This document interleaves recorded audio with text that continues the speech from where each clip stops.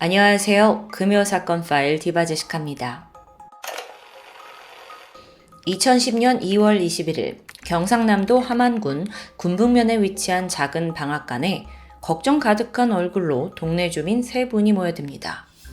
이 방앗간은 76세 할머니 박만덕 씨가 홀로 운영하는 곳인데 전날부터 박 씨 할머니가 가족들과 도통 연락이 되질 않았고 결국 걱정하던 큰며느리가 이웃 주민들에게 확인 좀 해달라고 부탁한 상황이었죠. 할머니 안에 계세요? 주민들은 조심스럽게 방앗간 안으로 들어갔습니다. 그리고 가장 먼저 눈에 띈 건 부직포에 덮여있는 무언가였죠. 주민 한 분이 그 부직표를 들춘 순간 참혹한 광경이 펼쳐져 있었습니다. 피로 범벅이 된 박씨 할머니의 시신. 얼굴과 머리에는 흉기로 수차례 가격당한 흔적이 있었고요. 주변에는 검붉은 혈흔이 마구잡이로 흩뿌려져 있었죠. 작은 시골 마을에서 발생한 잔혹한 살인사건. 우선 박씨 할머니는 자식들과 떨어져서 여기서 조용히 방앗간을 운영하는 평범한 할머니입니다. 인심이 좋으셔서 동네 사람들에게 평판이 좋았어요. 원한에 의한 살인? 그건 좀 가능성이 낮아 보였죠. 그럼 혹시 강도살인일 수 있는데요. 실제 할머니의 방앗간은 마을 대로에 있어서 금방 눈에 띄는 곳이긴 합니다. 내부를 좀 살펴보면 마당에 들어가면 가운데 우물이 있고 한쪽 건물을 방앗간 또 다른 쪽 건물을 주거시설로 사용하고 있었습니다. 경찰들이 도착해서 시신을 수거한 후 집안을 수색했는데 사라진 금품은 없어요. 이걸로 봐서 금전을 노린 범죄는 아니라고 판단되었죠. 그런데 현장에서는 다소 특이한 흔적이 남아 있었습니다. 이게 바로 혈흔인데, 자, 할머니가 쓰러진 곳부터 일정한 간격으로 총 9개의 혈흔이 뚝뚝뚝뚝 떨어진 형태로 이어져 가고 있어요. 그리고 그 자국이 마지막으로 끊긴 곳은 가운데 마당에 있던 우물입니다. 경찰은 곧바로 우물 내부를 살펴보는데 안에서 쇠망치와 시멘트 벽돌 2개가 발견됩니다. 그러니까 고령의 노인을 이 도구들로 살해한 후 우물에다가 은닉한 거겠죠.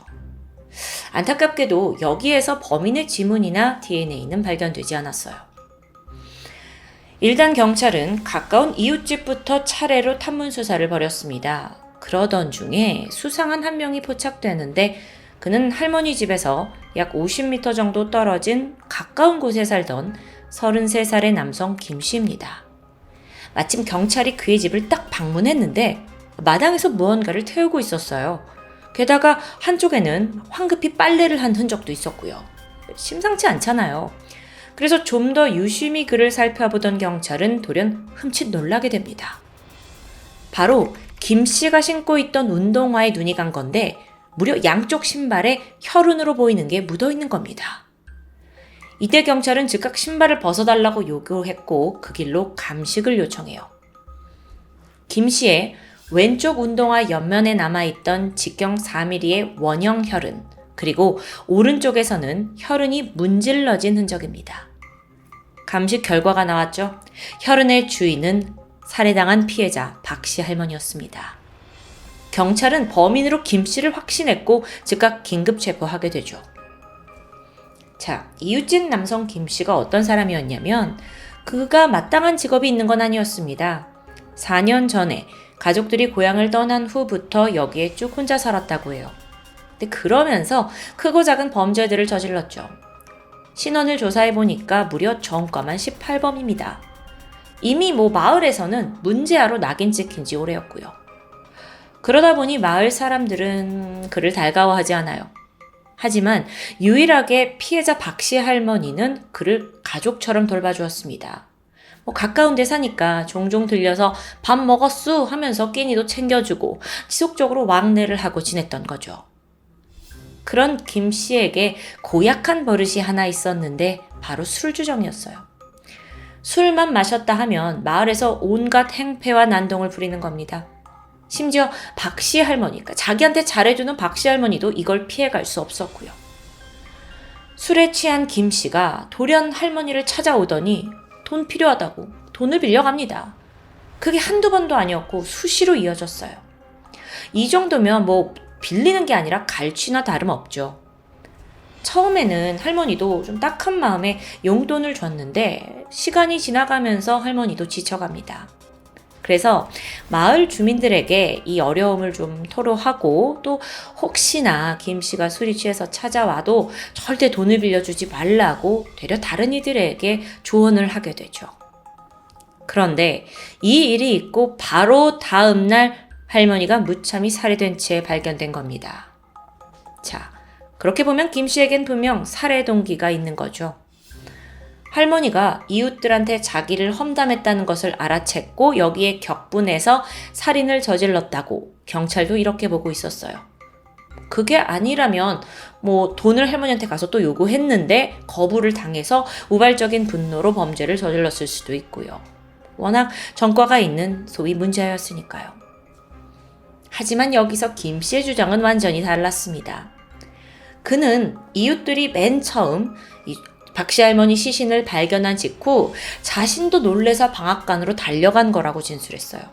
평소 가깝게 지내던 분이니까 충격이 더 컸고 그때가 이제 경찰이 오기 전인데 자기가 어떻게 된 일인가 싶어서 부직포를 들춰보던 중 할머니 피가 자기 운동화에 떨어진 거라고 주장하는 거죠. 또 그 경찰이 갔을 때 집 마당에서 태우던 거 그건 뭐 그냥 단순 쓰레기고 빨래? 이것도 원래 하려고 했던 거다. 우연의 일치다 라고 설명합니다. 물론 김 씨의 입장에서는 충분히 일리가 있는 주장이에요. 그렇다면 경찰은 이제 좀 더 세밀하게 증거를 살펴봐야겠죠. 가장 강력한 증거라고 여기는 이 운동화 혈흔. 경찰은 혈흔으로 과학수사를 진행합니다. 피가 묻은 모양을 통해서 진실을 파헤치기로 한 거예요. 만약 김 씨의 주장대로 부직포를 들추다가 운동화 옆면에 피가 튄 거라면, 떨어진 거라면 혈흔은 길쭉한 타원형 모양으로 남게 됩니다. 자, 이렇게 떨어졌으니까요. 하지만 만약 망치로 강하게 내리쳐서 혈흔이 흩뿌려져서 튄 거라면 피가 수평으로 튀면서 원형의 모양이 생겨납니다. 그건 김 씨 왼쪽 운동화에 남아있는 모양과 일치했고요. 주장이 어딘가 앞뒤가 맞지 않죠. 여기에 또 다른 허점도 발견됩니다. 박씨 할머니의 시신이 발견된 건 2월 21일이에요. 그리고 경찰이 추정한 사망 시점은 그 하루 전인 2월 20일 아침 10시 15분이었는데요. 그러니까 이때가 마지막으로 목격되시고 나서 집으로 들어가셔서 더 이상 나오지 않으신 거죠. 근데 마침 이날 김 씨가 할머니 집 대문 근처에서 서성이는 모습이 주민들에 의해 목격되었습니다. 여기에 대해 김 씨는 우연이었다라고 반박해요. 그러면서 나는 평소 마을 냇가에서 다슬기 잡는 걸 좋아하는데 하필 그 시간에 방앗간을 지나다 보니 냇가로 가던 길에 그런 것 같다라는 주장. 다슬기요? 여기서 모순이 발견되죠. 다슬기가 한겨울 2월에 냇가에서 잡히는 경우는 거의 없습니다. 제철이 5월에서 6월 여름이에요. 이렇듯 김 씨가 불리해지고 있는 상황이었는데 현장에서 뜻밖의 증거품이 나오게 되죠. 그건 바로 그 우물이 있던 마당 한 곳에서 나온 피 묻은 담배꽁초였어요. DNA 분석을 했죠. 그랬더니 꽁초에 묻은 혈흔의 주인은 김 씨가 아닙니다. 그리고 새로운 이 DNA 당사자가 등장하죠. 그게 다름 아닌 박씨 할머니의 큰아들이었어요. 아니, 왜 이 사건 현장 마당에 있는 담배꽁초에 큰아들의 혈흔이 남아있는 걸까요? 경찰은 모자 관계를 조사했습니다. 하지만 큰아들에게는 살해 동기가 전혀 없어요. 또 평소에 어머니와 사이가 매우 좋았고요. 또 주변 사람들은 효심이 좋은 아들이다 라고 평가했고요. 결정적으로요. 사건이 발생한 그 시간대에 큰아들은 다른 지역에 살고 있었습니다. 추정 범행일인 2월 20일 큰아들이 출퇴근하는 모습은 자택뿐만 아니라 회사 CCTV에도 그대로 찍혀있고요. 아니 그럼 도대체 여기서 피가 왜 나오냐고요? 참 알 수 없는 상황이었죠? 근데 이건 얼마 안가 아들의 진술로 어느 정도 미스터리가 풀리게 됩니다. 어머니의 살해 소식이 전해지자 큰아들이 한달음에 현장에 달려갔어요. 그리고 거기서 담배를 피웠습니다. 당시 그의 입술이 부르터 있었는데 담배에 피가 묻은 채 버려졌던 겁니다. 그러면 설명이 가능해지죠. 자, 그렇다면 나중에 발견된 이 담배꽁초가 그렇게 중요 증거가 아니라는 거예요. 그게 밝혀지면서 의심의 눈초리는 또다시 이웃 김 씨에게로 향했습니다. 여기서 김 씨 쪽 변호인은 적극적으로 반박했어요. 특히나 경찰이 그 강력한 증거라고 생각하는 운동화 혈흔에 대해서 반박을 하는데, 아니 정말 범행을 저질렀다면 망치와 벽돌로 머리를 이렇게 많이 내리친 건데 운동화에 겨우 몇 방울 피만 튄 게 말이 되냐라는 주장이었죠. 그러고 보니까 박씨 할머니는 사실 상당한 출혈이 보였습니다. 시신 주변에도 피가 꽤 고여 있었고요. 그렇다면 당연히 범인의 옷, 신발에도 많은 혈흔이 묻어야 하는데 겨우 두세 방울만 있다? 변호인 측의 주장입니다. 그런데 또 이게 얼마 안 가서 의문이 해소될 새로운 물건이 등장해요. 그건 바로 방앗간 구석에서 발견된 피 묻은 신발이었어요. 이건 박씨 할머니 신발입니다. 근데 피로 흠뻑 젖은 상태였죠. 여기서 주목할 점은 신발 뒤축이 구겨져 있었다는 점이에요. 그럼 여기서 이런 추측이 가능해집니다. 만약 범인이 미리 피해자의 신발을 구겨서 갈아 신고 이 범행을 저질렀다면요. 이후 현장을 정리하면서 부직포로 덮고 했으니까 현장을 정리하면서 다시 자기의 운동화로 갈아 신었는데 이때 몇 방울의 혈흔이 튀었을 가능성이 있죠. 어쩌면 그렇기 때문에 김 씨는 옷을 빨래도 하고 또 여러 개를 불에도 태웠지만 운동화만큼은 당당하게 신고 있었던 거 아닐까요? 자, 이렇게 되면 박씨 할머니의 이 피 묻은 신발이 매우 중요한 증거품이 될 수 있습니다. 하지만 여기서 반전은 결론적으로 이 박씨 할머니 신발은 재판에서 증거로 쓰이지 못했어요. 그 이유는 이미 김 씨가 기소를 당한 후에 이 신발이 너무도 뒤늦게 발견되었기 때문이에요. 그러니까 여태까지 제가 말씀드린 이 가능성은 사실 뒤늦게나마 추정이 된 거라는 거죠. 누구 잘못일까요? 현장에서 좀 더 경찰이 꼼꼼히 봤다면 이런 일은 없었을 겁니다. 그런데 정작 죽은 피해자 신발은 그냥 피해자가 신고 있다가 이렇게 피가 묻었겠거니 라고 안일하게 생각했던 게 문제였습니다.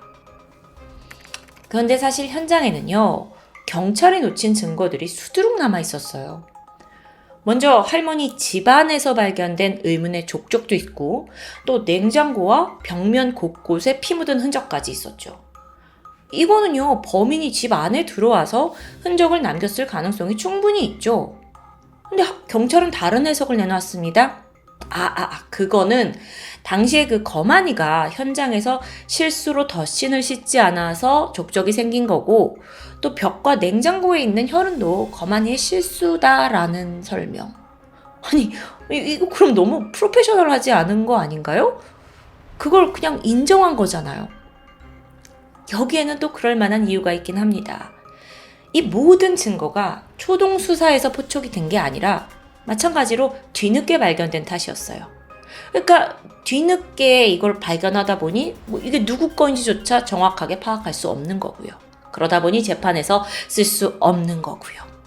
참, 이런 우여곡절 끝에 그래도 김 씨는 끝내 박씨 할머니 살해 혐의로 법정에 넘겨졌습니다. 결과는 어땠을까요? 2010년 8월 창원지방법원에서 열린 1심. 이게 시민 배심원들이 참여하는 국민재판이었습니다. 당시 배심원 9명은 김 씨가 범행을 저질렀을 의심은 가지만 운동화에 남은 핏자국 하나만으로 그를 범인으로 단정할 수 없다라는 의견을 내면서 재판부가 이걸 받아들이고 김 씨에게 무죄를 선고합니다.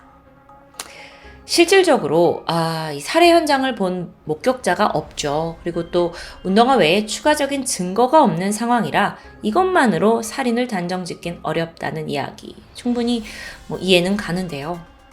검찰은 즉각 항소했어요.